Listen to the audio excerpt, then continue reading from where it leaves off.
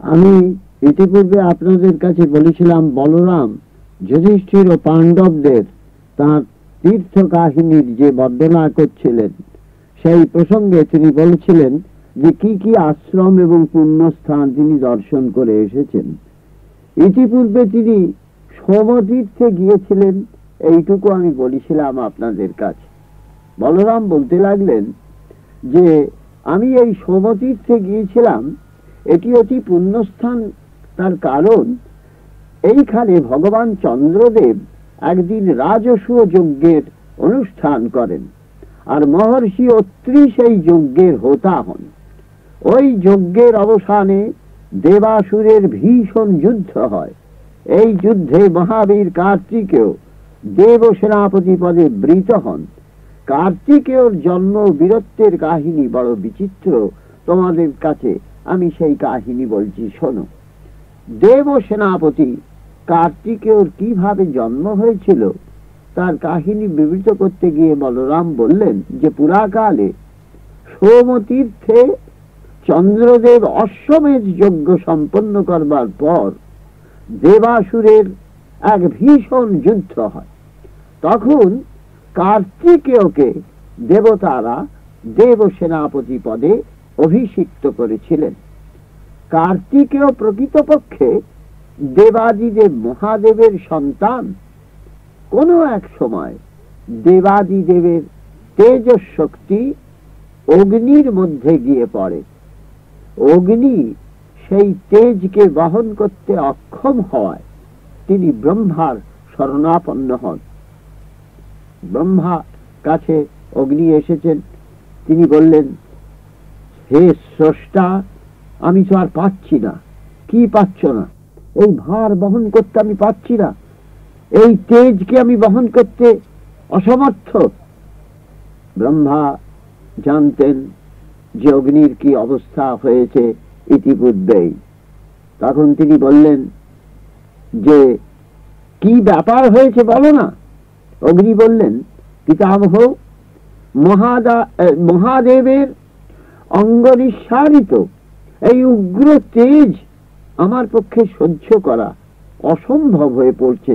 অতএব এই তেজ কোথায় পরিত্যাগ করব বলুন। ব্রহ্মা চিন্তিত হলেন।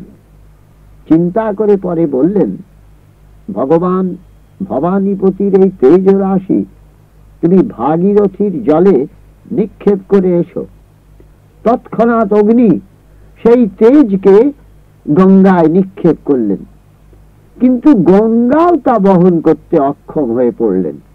তিনি গেলেন হিমালয়ের প্রান্তে, সেই তেজকে সরবনে নিক্ষেপ করে এলেন। সেইখানে কিছুদিন পর সরস্তম্ভ থেকে এক কুমারের উৎপত্তি হল। সৌভাগ্যবশত সেইখানে পুত্রাকাঙ্ক্ষায় আকুল হয়ে 6 জন কৃত্তিকা তাকে হঠাৎ দেখতে পেয়ে ওই আমার পুত্র, ওই আমার পুত্র বলে ছুটে কোলে নিতে এলেন। 6 জনই কোলে নিতে এসেছেন একজনকে। 6 জনেরই আকাঙ্ক্ষা পুত্র রূপে তাকে মানুষ করবেন, স্তন্যদান করবেন, লালন পালন করবেন।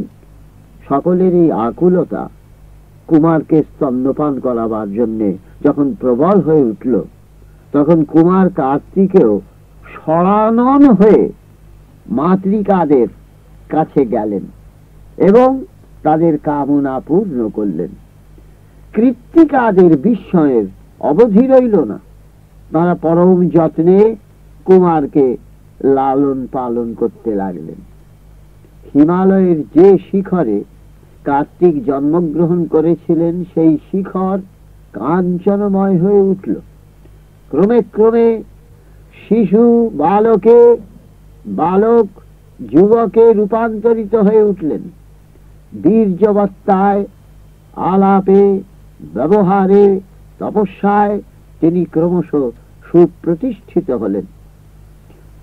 অপ্সরা দিব্যাঙ্গনারা নৃত্য গীতে তার মনস্তুষ্টি সাধনে ব্রতী হলেন। মুনি ঋষিরা তাঁর স্তবগান করতে লাগলেন। স্বয়ং বৃহস্পতি তাঁর জাতকর্ম নির্বাহ করলেন। 4টি বেদ, চতুষ্পাদ, ধনুর্বেদ, সমস্ত দিব্যাস্ত্র ও জ্ঞানদাত্রী সরস্বতী মূর্তি গ্রহণ করে তাঁর সম্মুখে উপস্থিত হলেন। একদিন কার্তিকেয় শৈল শিখরে পরিভ্রমণ করছেন।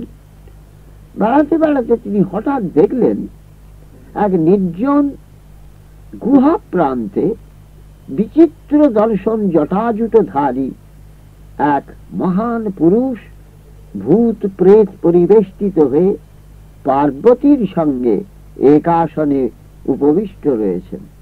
তিনি বুঝতে পারলেন ইনি ভবানীপতি স্বয়ং মহাদেব এবং উনি তার পুত্র। মহাদেবের কাছে যাবার জন্য তিনি অগ্রসর হলেন। কার্তিকেয়কে কাছে আসতে দেখে ভগবান ত্রিলোচন, পার্বতী, অগ্নি আর গঙ্গা নিজেদের মনে মনে ভাবতে লাগলেন যে তিনি নিশ্চয় প্রথমে তাঁর কাছেই আসবেন।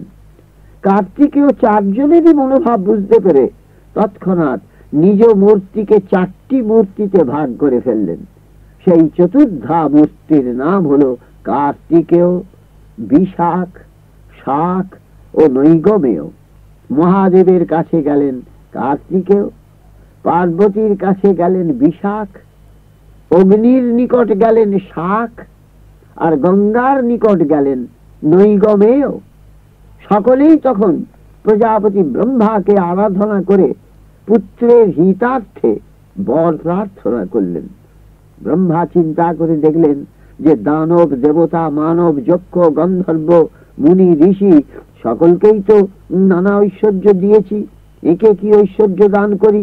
শেষে বহু চিন্তার পর তিনি তাকে বললেন, কার্তিকেয় তুমি সর্বলোক জয়ী হও, দেবতাদের সেনাপতি পদে বৃত হয়ে তুমি স্বর্গরাজ্যে তোমার আধিপত্য বিস্তার কর।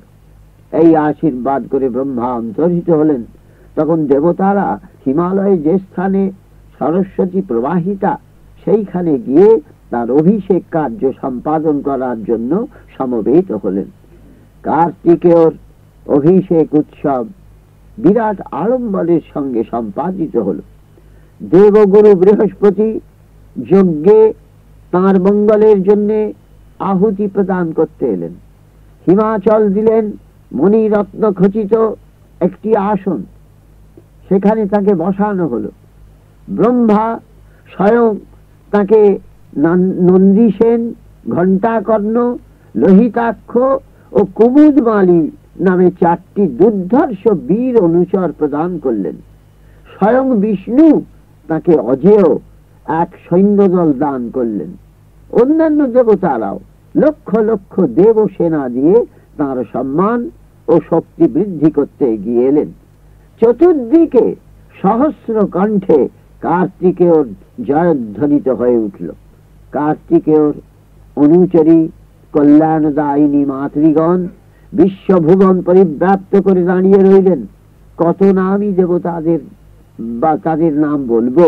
প্রভাবতী, বিশালাক্ষী, পালিতা, শ্রীমতী, ধ্রুবরত্না, বিশোকা, নন্দিনী, শোভনা, শতঞ্জয়া, জয়সেনা, সুনক্ষত্রা, সুলোচনা, মেঘমালা, এমনি কত কি। ভগবান কার্তিকেয় তখন মহাবলে বলিয়ান হয়ে উঠলেন। সেই সময় কার্তিকেয় সেনাপতির পদে অভিষিক্ত হয়ে বিপুল বিক্রমে দৈত্যদের আক্রমণ করে বসলেন। দৈত্যরাজ বাণ ছিলেন দেবতাদের বিপক্ষে। দেবতাদের এতদিন তিনি নির্যাতন করতে ত্রুটি করেননি, কিন্তু কার্তিকেয়র আগমনে তিনি ভীত হয়ে উঠলেন। কি করবেন ভাবতে ভাবতে তিনি সমস্ত সৈন্য সামন্ত নিয়ে চলে গেলেন এক পর্বতের মধ্যে এবং সেইখানে লুক্কায়িত হয়ে বাস করতে লাগলেন। পর্বতটির নাম ক্রৌঞ্চ পর্বত।